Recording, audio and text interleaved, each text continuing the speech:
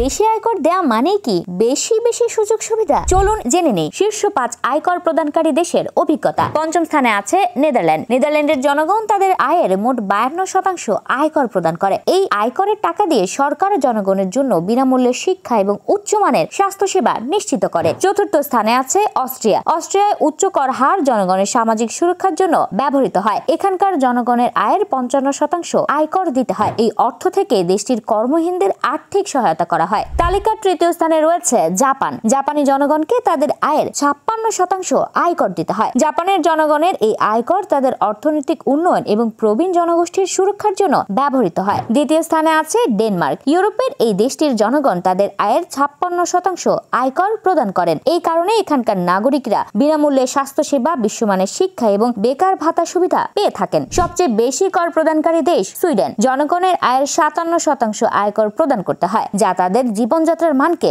উন্নত করেছে। বাংলাদেশের জনগণকে আয়ের 15% আয়কর প্রদান করতে হয়।